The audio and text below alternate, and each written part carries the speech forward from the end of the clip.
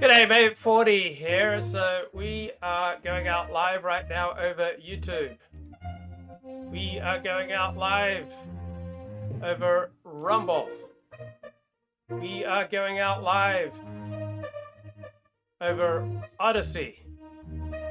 We are going out live over Facebook. We are going out live over Twitter. Right, the whole world is here. What a blessed day to talk about should you interview Nazis. Did one stream on this earlier today, but I'm ready to do another. Ready to go big or to go home. All right. Should you interview Nazis? And this was occasion I finally joined the Patreon, right, for Decoding the Gurus, and they were interviewing Helen Lewis. So let me play a little bit here. On a podcast about cults and people that were previously in cults, and they were talking to us about why so many of the people in the guru space appear to be male. Not appear to be male; they generally are male. But and Matt represented his theory of men being risk-taking sensation seekers, like because he's obsessed with gambling and he knows that this applies. But you previously suggested the last time we had you on that there's an issue there because that applies more to younger men than older men, but lots of the gurus are older. So we were asked in the interview what the solution to that was, and neither of us could remember. We couldn't remember. Yes, it was. So Matt kindly told them to listen to what Helen Lewis said in that interview. But I'm inviting you, since you're here, and Matt can consult with you to help him upgrade this theory. There's another gender difference. What is it? Well, I mean, this is this is hardcore feminist theory, so Matt. So you're entitled to question the evidentiary basis of it. But this is the idea of male entitlement is the idea that like Cordelia Fine's book is very feminist theory. So Matt, parents pay more attention to male babies. Male kids in school talk more, they interrupt more, they get more attention from the teachers. Okay, it's good to get the feminist critique. I suspect what's really going on here is that there's more disproportion with regard to IQ in men versus women. So you have more higher IQ men and lower IQ men. Women tend to be more in the middle. Also, women reproduce. Women that have babies, men have to get their sense of significance from doing something a little more dramatic. They have to go out into the world and conquer. So there is a kind of, and I think I'm convinced relatively by the evidence of it, a kind of consistent drumbeat in boys' lives that you're someone who's worthy of attention or someone who should be listened to. You can put yourself first. Whereas all I spent my childhood being told, it's not ladylike, sit properly, do this, don't take up too much space. And there's that brilliant Chimamanda Ngozi Adichie piece that, girls are told to shrink themselves and put other people first. And I think there's a kind of, with the gurus, is kind of tapping the wine glass, everybody listen to me thing. That is quite something that we don't normally encourage women to do. Now, as ever, there are some percentage of women that are, like me, massively fond of the sound of their own voices and overcome this terrible, debilitating female condition. But I just think that you find more men who are, and also the other thing I think in the gurus that you cover, they have to have a certain inability to read feedback that people are a bit bored. Okay, I don't think these are very strong explanations. I don't think women suffer from an inability to speak up for themselves, to share what's really on their mind or on their heart. Right? There's a kind of lack of emotional intelligence that your audience's eyes have slightly glazed over, and you're nonetheless ploughing on to the next 10 minutes of this anecdote regardless. And I wonder if that's a more male trait too. But this is very, stereotypical, speculative, I guess. Yeah. Yeah. No, you'd be very proud of me because I did actually mention that in that interview, Chris. I literally said, it's the patrarchy. I literally said that. You did. That's a summary of what Helen just described. Yeah. Because I Googled, during that interview, Indian gurus, the traditional gurus. And Google gives you a nice, great big. Okay, so women dominate in certain spheres of life, men dominate in other spheres of life. It seems part and parcel of the natural order. List with all the photographs, and they're all guys, right? And you got got to expect society's got to have something to do with that, right? For the same reason that most politicians are men, Yeah. right? Can I? It's Mark, the old nature nurture. Well, I do, and I conundrum. also think if you accept the thesis, which our commissioning editor was really interested that we explore, that to some extent the kind of internet gurus have replaced traditional religion, then you are swapping one male authority figure for another. The other couple of dynamics I think are really important is I think there are a lot of guys out there looking for a kind of father figure. And actually, David Fuller, who you guys know, I asked him this question in regard to Peterson, and he said, well, look, it's interesting. I don't know if that's true, but I don't think it's a bizarre or offensive question, essentially was what he said. Because, that's Peterson's appeal to lots of people is like stern but empathetic. Or at least it was before he, went into his full, madness of King George pomp these days. But he was explicitly a kind of stern dad to the internet. And then the other thing is, I think to some extent, and this is getting very stereotypical, podcasts in some respect become for men like friends. Sorry if this sounds really offensive. I don't mean it to be. But like the parasocialness of it, I think for people who don't have such huge social networks themselves in real life can actually be really appealing. I feel attacked. Look, Helen, just to be clear, Matt and I are not friends. This is purely a business relationship, purely intellectual. Matt is an intellectual sock for my entertainment. There's no passion or genuine friendship there. But that No, I mean that's good. Thank you. Okay, I think there might be something to that. All right, women have perhaps more friends, more community. Also, women color between the lines, so it's easier for them to have friends and community. Also, male-only spaces have been severely restricted by the civil rights movement. So where can men go to be in men-only spaces? That's been severely constricted. So women don't want to just hang out with women. Women also want access to male-only spaces. Men don't get access nearly as readily to female-only spaces. So the playing field is not level.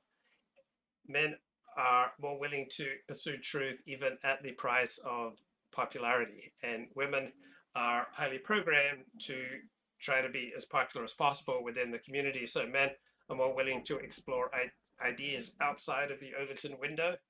So where can you do this? Not so easy to do this in real life. You can find a community that does this online.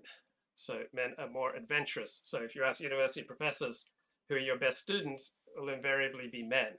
But women will tend to get the best grades because they're more likely to be followers and to just simply color within the lines. Glib Medley says, high IQ people are ripe for court recruitment. David Koresh recruited several Harvard students, and the vulva branding Nixium devotees were also high achievers. So I love the podcast Decoding the Gurus. Finally broke down, lashed out $10 a month for their highest level content, and rewarded by this conversation with Helen Lewis. And she used to write for the New Statesman. She's making podcasts for the BBC. She's got a new podcast series on gurus coming out for the BBC. And she's center-left and a feminist. We're clearing that up. But I mean for the audience, right? In the sense that we talked a lot in the last couple of years about the kind of crisis of male loneliness, about the fact that decline of male only, the fact that pubs and bars used to be very male spaces, they're now mixed family spaces. There aren't that many, and actually also they have this line about whether or not it's like women talk to each other and men talk alongside each other, right? Like often a lot of men find it more comfortable to like go fishing together, go to the cricket together, go to the football together, and they don't have to be like, now is our big deep chat about our feelings. And I wonder if podcasts kind of give you that. Like you listen to Joe Rogan and it's like, here are the bros all kind of hanging out together. And like, I'm a bro too. Yeah, I think careful, Matt, careful. It's a trap. I know. Oh, look, there's so much stuff feeding into it. And there's a couple of things that's tricky. First of all, like any sort of evidence of like psychological, empirical data on this isn't very helpful in figuring out who's going to be a guru because they're almost by definition exceptional people. Yeah. And the kind of data you gather on whether it's, risky status-seeking behaviors or narcissism, whatever, is on normal or relatively normal populations, So it can help you understand about the audience, perhaps, but not so much about those edge tail scenarios. I think though I think that dark triad, the narcissism and that egocentric kind of thing is maybe a sex difference that persists. What is it? It's the dark triangle: Machiavellianism, narcissism, and psychopathy. No, what is it? Oh, I always forget. Gosh. Yeah, I think that's it, isn't it? Has the quiz started, or is this just like... Yeah, no. It's about academic specialism. No, because they always said that they found that in internet trolls as well. Like there is, it's funny if you think that the psychology of the guru and the internet troll is, in one way, one is just a much more successful internet troll, I guess. Yeah. But, if you look at the replies to Brett Weinstein or Jordan Peterson, there's a lot of women there who are Hey, did you know that Brett Weinstein has been appointed to Ron DeSantis's new, public health oversight committee? I mean, Brett Weinstein. I mean, the guy is a nutter, and Ron DeSantis going after Anthony Fauci, appointing Brett Weinstein, appointing a whole bunch of COVID vaccine skeptics to this public health oversight committee. I think it's ridiculous. I remember I was arguing about vaccines and the public health response to the COVID crisis with a philosopher and a skeptic, and he said, "Well, I'm sure you'd agree that Brett Weinstein is a reasonable fellow." And so he was quoting Brett Weinstein's COVID skepticism. And no, I do not agree that Brett Weinstein is a reasonable fellow. Neither him or his brother Eric Weinstein strike me as particularly reasonable. We're on board. Are there? Yeah, I was browsing through them today. Yeah, I don't know. Maybe anti-vax is a bit of a special situation, but at least when I sort of browse, it feels pretty gendered. Jordan Peterson went anti-vax quite hard today. So, yeah. He was always a little bit anti-vax. So if you remember, they went to Serbia during the pandemic. I think it was one of the former Yugoslav countries, because they didn't want to be in all the US lockdowns. The Canadian lockdowns were so incredibly strict, and you were like, sir, you've recently had double pneumonia. Like, this is really an illness you should not catch. Like, I'll probably be fine. You actually might die if you catch this. But it was so there were early signs that he was going that way. There were, and I think this might be a reverse influence case from Michaela is more inclined towards that, or it was initially. But there was an interesting case actually where we decoded the discussion between Jordan Peterson and Brett, which was one of his first post-illness extended interviews. And Brett, because he's Brett, at several points brought up the vaccines and COVID. And Jordan repeatedly kind of had to take that, well, I don't know about that, and I'm not really in a place to speak because I've just been knocked out and I haven't had the time to look into things. He doesn't have that concern anymore. But I remember, Matt, you and I at the time saying, isn't it nice to see someone being thrown the ball and asked to run with it and saying, look, I'm not in a position to comment on vaccines and that kind of stuff. And yeah, well, that's actually, so different from now. When I saw Jordan's, jumping on the anti-vax thing, and there was a sense of rightness to it. Like, you could tell that he was comfortable, and he like the jigsaw puzzles fitted into place with this satisfying click. And one of the standard, I guess, psychological perspectives on why people have particular opinions is that they have opinions that fit in with a broader worldview. And his opinion about vaccines didn't fit in with his general anti-establishment. That's important. We develop opinions that fit in with our wider worldview. So if we hear something that triggers us and sends us off in a whole new direction, well, really it's a whole new direction that fits in with our overall worldview, right? People don't dramatically change their worldviews very often, right?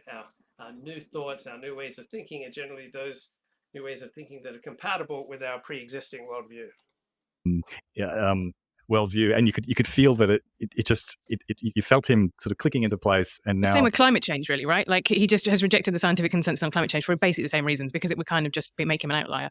The one thing I did think making that intellectual dark web episode actually is my respect for Sam Harris has increased, because he does seem to be able to stand up to his friends and say, I know you all think this, but I actually don't. And like I say, I agree with you entirely. Jordan Peterson's radicalization to me, it looks not like an intellectual journey, but like peer pressure.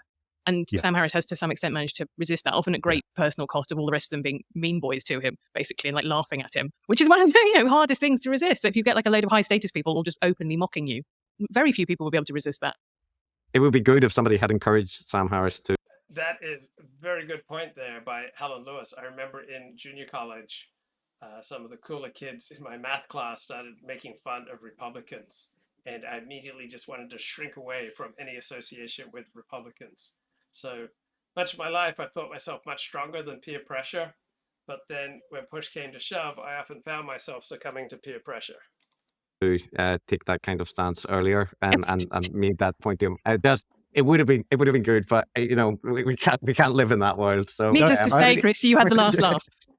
Well, that interview, yes, that did come up in that interview, but it is very nice to see. Well, I think it's ironic in a way, like Sam Harris's willingness to disappoint people, and just that bullheaded, single-minded way that he's got. The very thing that made him so irritating for you to interview. Who said he was irritating, Matt? You said that. I didn't say that. Anyway, I think that's helped him resist that peer pressure and stuff. Right, So, and I yeah, feel the good- same good about on him. Barry Weiss as well, right? Formerly of the New York Times, who left the New York Times, founded what was formerly Common Sense, is now the Free Press. And she did the Twitter file, so she took the Elon bargain, the Faustian Elon bargain, but then immediately went and did some actual reporting, looked into some other stuff, and then said, I'm really concerned that we've exchanged one, overlord's whims for another overlord's whims, at which point Elon had a little cry because it turned out he did. Okay, the great Elon Musk bargain for these journalists was that they first published the results on Twitter. Right? That's not much of a compromise. You're not really giving up anything significant if you simply promise to first publish the results on Twitter. Right? That was the only requirement of which I'm aware. Right? You're not exactly, selling out your journalistic integrity to simply promise that first of all you will publish the results on Twitter. Didn't want independent journalism at all. He wanted somebody to be his instrument. And I think unfollowed her, which is, for a 50-something man, just an aspirational level of pettiness. And the chat says, bullheaded Sam Harris has been bullied off Twitter. I'm not sure if he's being bullied off Twitter. A lot of people have left Twitter because I think that's in their self-interest, right? So someone being strong enough to recognize, hey, it's not in my self-interest to be on Twitter. I initially thought, Sam Harris just couldn't stand up to the scrutiny and the challenge that came with being on Twitter. But maybe many of us are better off much of the time not being on social media. So I've kind of come around in my perspective on Sam Harris leaving Twitter. I recognize for many people, it is the best thing that they get off Twitter, get off social media, or stop live streaming. Which I have to respect. But yeah, I respected that she did that she went, I'm a journalist, give me some files, great, it's really interesting. And maybe I'll agree to your conditions because this story's so good, but that doesn't mean you own me. And I think any journalist worth it. And the only condition of which I'm aware that Elon Musk placed is that you first publish on Twitter, right? That's not much of a condition. Holt would have immediately gone, I'm going to do something now that's rude about Elon Musk just to show that I can. I'm not bought and sold like that. It was nice. It was nice to see that, and some people have indicated that Hy-Vee talked a bit about it on this podcast. I haven't listened to confirm that, but in that case with the Twitter files, and we should talk about Musk as a potential guru, but I on Barry Weiss, this is a pet peeve, but I think it does relate to especially the IDW side of the guru sphere, because and something that Matt and I've talked also in some of the American self-help people that we've covered. There's a breathless way that they present information, and you see it in extreme form in Brett Weinstein, where everything is the collapse of civilization and the woke are going to take over, or James Lindsay for that matter. Barry is not that. But okay, that's a good outside of America perspective. There is a breathless marketing and a hyping and a dramatizing and an over-enthusiasm with American presentations. I remember when I was growing up in Australia, we'd see American movies and everything would be so dramatic. They'd try to juice every little bit of drama out of every interaction. We'd think, bloody Yanks, typically Yanks. Now, of course, Americans come to Australia and they wonder why we're so stiff upper lip, why we aren't more open and honest with our emotions, why we aren't more enthusiastic. But when consuming her content, I definitely get the same sense, and I did with the Twitter files, that wait for this ground-shaking, earth-moving information, which will blow your mind about everything that happened. And then fundamentally, with the Twitter files and whatnot, it is an interesting story. It's nice to see moderation discussions and peek behind the Slack window. But it's exactly what I would have anticipated was happening. And I think that's a pretty fair center-left critique. The Twitter files stories are interesting, and they are also what you would expect to be revealed at Twitter and in line with what was kind of publicly known. So it just, that's the bit, I think that is, but in counterpoint to that, I would say, think about the Snowden or the Julian Assange revelations and think about, the CIA does some spying. Ooh, pretty heady stuff. You have to not be too kind of yawny about that stuff. And also the fact that The Guardian. Yeah, Edward Snowden and Julian Assange, their revelations much more intense, much more important so far than the Twitter files. And the New York Times puffed that stuff like it was kind of earth-shaking, right? And our relations with our allies will never be the same again. And guess what? It turns out that everyone went, oh yeah, okay, so the CIA are bugging our phones. Oh, right, well, yeah, fair enough. We probably thought that was true. So I kind of, from a journalist point of view, I'm going to defend sensationalism because you always want people to read your stories. But I will concede that it created massive. Okay, so she's saying for a journalism partisan, essentially, she's going to defend sensationalism because she's a journalist and you want people to read your stories. So it emphasizes again that most of what is news is not important, that journalists essentially hype, if not outright lie, to try to dramatize and draw attention to their stories. So one has to be careful about one's consumption of news. All right, what's dished out to you in the form of news is not necessarily in your best interest to find out about. There are often many more important things, and news is a business that relies on the productions of bureaucracies. And sometimes the productions of bureaucracies correspond with reality, just as sometimes a jury proceeding overseen by a judge, does result in the correct verdict, but plenty of jury proceedings do not result in the correct verdict. So just because a jury comes to a conclusion that O.J. Simpson was not guilty of the murder of Nicole Simpson and that other bloke, all right, that doesn't make it accurate. And so just because something's in the news, because a report or a proceeding or a summation or a statistic is being released by some bureaucracy, doesn't mean that it corresponds to reality. And so she's pointing out here that journalists are quite willing to hype things, and she'll defend that, even though it's a vast exaggeration about the relative importance of what they're hyping. The problem, right, which is that Mary Weiss and Matt Taibbi came out and said this is the most earth-shattering thing. Life will never be the same again. And everyone else was quite bored by it because it's quite technical. And now the right-wing sphere is obviously kind of going, oh.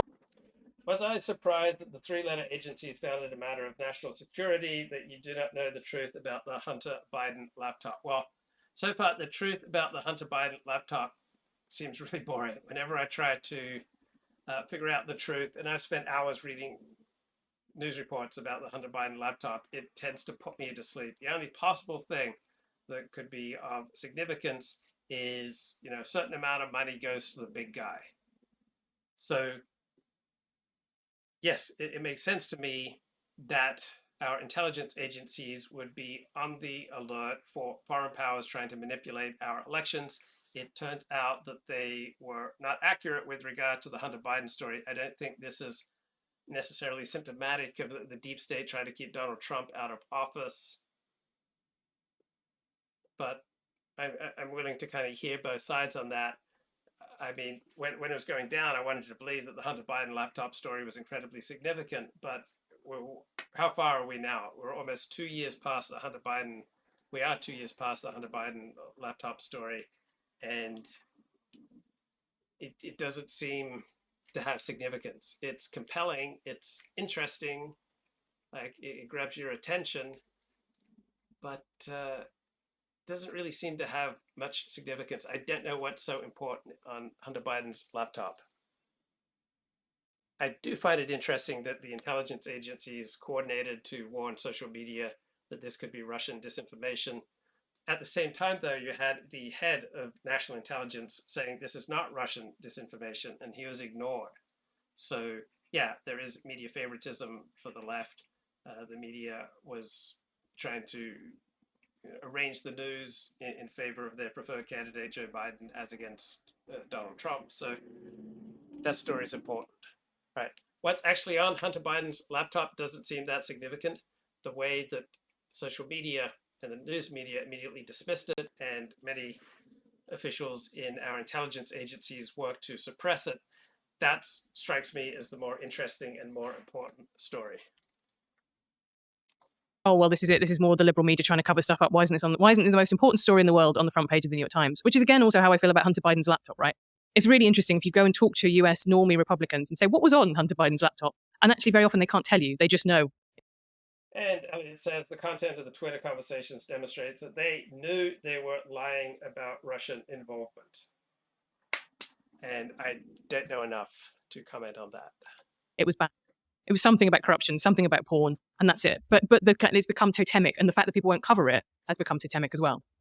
This is probably like slightly tangential to guru stuff, but it's our show. We can do that. So I do have this question about like one thing that Matt and I've noticed when it comes to like the discourse around the lab leak, and it applies to the Twitter files and applies to the Hunter Biden laptop as well, that a large part of the debate just becomes the shifting narrative. Like you said, with the Hunter Biden stuff, what's actually on the laptop it's like, it isn't really this earth-shaking revelations. The best thing that people have been able to focus on is some reference to the big man, right, in an email, a potential meeting set up for like meeting or some deal that might have potentially involved Biden in an email, right? This is it. It is not the greatest like Watergate level conspiracy. And the same thing with lab leak, that when people talk about it, they have this memory of it where if you mention it, you were completely kicked off social media and you weren't allowed to discuss it in polite company, or people would spit out their tea and, scream that you're a racist. But it's not true. First of all, it's not true, because I had to deal with the lab leak people every day on Twitter. Nobody was banning them. And it seems that like a lot of what the guru is doing, a lot of what the online discourse, and the Twitter files is no exception, is around the perception as opposed to the content. Like what do the Twitter files mean? Does this mean that everyone was vindicated when they were talking about shadow banning and stuff? And it does feel a lot like the details get lost in the vibe for either people wanting to endorse it or say that it's nothing and that's predetermined. And And Elliot Blatt says people who made these claims during the election were called conspiracy theorists. Now that we have the receipts, it's no big deal. Well, I think social media recognizes they misplayed the Hunter Biden laptop story. I think this was an attempt by the elites who dominate our institutions, who tend to vote left of center, to try to rig things. But I don't think it's nearly as important as what Pfizer did to delay the news of the COVID vaccine until after the election. So to try to not give Trump a boost heading into the election, they delayed the results. All right, so maybe hundreds of people perhaps died because the approval for the COVID vaccine was delayed because Big Pharma wanted to wait until after the election to announce the good news. So I think that's probably, I don't know, perhaps that's as important, more important than the Hunter Biden laptop story. I definitely have a bias towards it being lesser. And, you mentioned Snowden and I can't remember the other one, the Julian tax Assange. files. Julian Assange. The Paradise Papers, yes. Yeah. Yeah, so like I agree that like with the Paradise Papers and stuff like that, I kind of was like, yeah, rich people have tax schemes. Oh, shocking. But I did. And Elliot says, is there a way to disagree with the left-wing consensus and not be tied as a guru? Yes, Decoding the Guru has libertarians and other people on the right on the show who they respect and who are honored guests. So no, just being on the right does not immediately tie one as a guru. I did think it is good to have them documented. And with Snowden, even though we know like the CIA and stuff is spying, like the extent of the spying was, I think, sort of surprising that they were doing such a huge net. And then the problem was they had too much data to even look at. So I realize I'm waffling around, but the point I'm trying to make like is when you're a journalist and you have to address these kind of topics, do you find that like is what you end up having to deal with? A lot of it like being vibe based on people's perceptions as opposed to like the actual details of stories and like related to Barry, is it a problem that she seems to be playing into those kind of vibe based things? Okay, that's Chris Kavanaugh from Decoding the Gurus talking to journalist Helen Lewis. I did not set up this stream correctly. We are not going out live over Rumble. So I'm going to reset the stream, restart the stream, coming back with a new stream in about 2 minutes. So hope to see you in 2 minutes.